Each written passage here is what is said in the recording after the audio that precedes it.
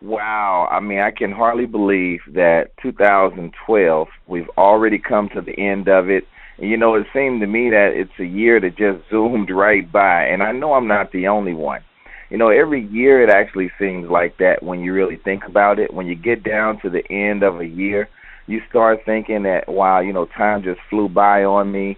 And you start thinking about the things that mattered to you in the year. What took place, what did you accomplish, what did you not accomplish, and the hardest thing to do is accept full responsibility for the things that you did not accomplish.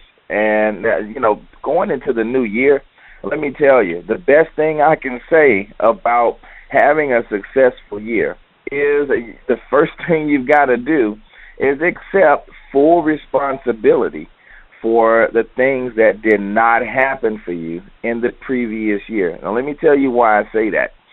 Because at the end of the day, what matters the most is not so much what happens to us, but how we respond to what happens to us. Now, that's not brand new information, but what it is a serious reminder that each and every one of us is 100% responsible for our attitudes and our activity. And therefore, life does happen, and you can't control the circumstances that surround you. But what you can do is start where you are with what you have. And Booker T. Washington said that what you have is plenty enough.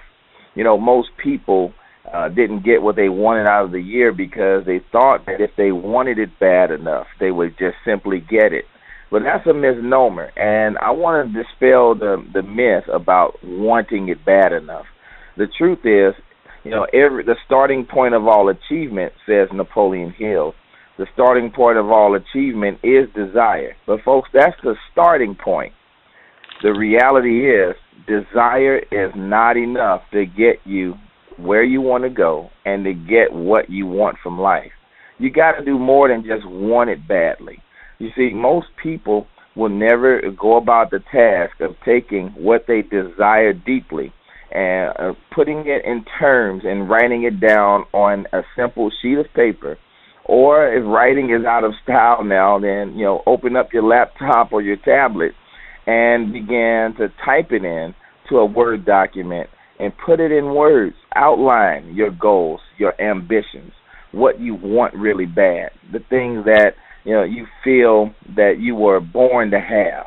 And I know each and every one of us lives daily with a constant, silent frustration that nags at you, and it tells you that there's more to life than just this, that I wasn't born to just simply, live a life of drudgery or scraping by or living check to check. Or even if you're not living check to check and you're not completely satisfied with the way you spend your 8 to 10 hours of work every day. And I challenge you then to begin to, utilize your childlike ability to dream again and dig deep inside of yourself and find that part of you that lies dormant, that part of you that is a perpetual and a repetitious reality that exists in your mind and sometimes even expresses itself in the things you do with your spare time. Look at your spare time and see how you spend that time. And I promise you, you'll find yourself digging into a place that I call a secret treasure box. And in that box, you'll find a marketable skill. You'll find the seed of a great business. You'll find the answer to someone's problems out there in the world. And all of us know that if you really want to live a great life, then you want to find a solution, a problem in the world, and then utilize something that you have within your possession and provide a solution. And so I challenge you to write that down. How do you see that playing out? You don't have to see the whole plan all at once, but what you do have to do is begin to write it down. And once you start writing it down, then I'm telling you, the next thing you want to do is you want to find yourself getting into a quiet place. That's another thing that people don't do. And I mean, in the hustle and bustle of life, we live daily, running back and forth to work, running the kids around, or doing running errands for our siblings or our aunts and uncles, our parents even, or even doing a favor for a friend or volunteering for an organization. In the midst of all of the hustle and bustle and running and errands and all of that to and fro, do you ever sit down and take time to just simply meditate? And I'm telling you that meditating is one of the single most powerful things that you can choose to do for yourself. And even if you have to go and sit in your car and roll the windows up and turn off the radio and sit in the garage where nobody else knows where you are, and take yourself 20 minutes at any point in the day. Some people find it best to do it early in the morning, some in the afternoon on their lunch breaks. Some people do it late at night after their children are asleep.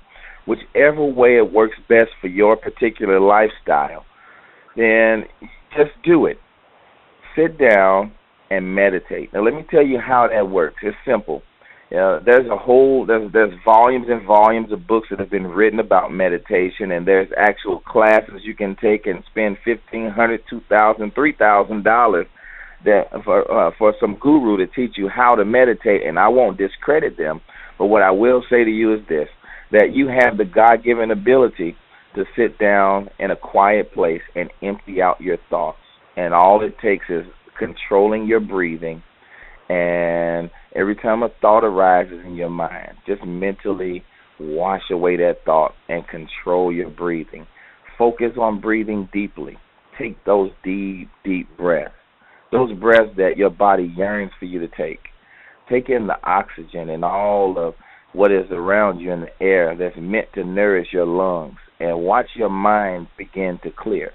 And as you sit there with your eyes closed and controlling your breath, and focusing in on thinking of nothing, then watch the clarity of thought begin to take place. And in the midst of that moment of meditation, your mind will begin to see clearly how to actually carry out the goals that you had already written on paper. And my friend, I'm telling you, that is a very powerful, powerful exercise. And trust me, as you do this on a daily basis, and I'm not saying monthly or weekly or this is some beginning of the year exercise. This is something that you must believe is worthwhile for you to do every day. And when you begin to meditate every day and focus in on actually making things happen for yourself that are good for you, then I promise you, step by step, inch by inch, you will be fulfilling your own personal dreams, and the reality that you prefer will actually materialize. There's so much more that I'd love to tell you about all of these things, but there'll be more audios coming out very soon, and I look forward to helping you to maximize your purpose. My name is James Dickerson, and what I do is I help sleeping giants arise, and I do that through speaking, seminars, and coaching. And I help people to materialize their ideas and their ambitions and passions and turn them into profit. I'll see you guys on the next recording.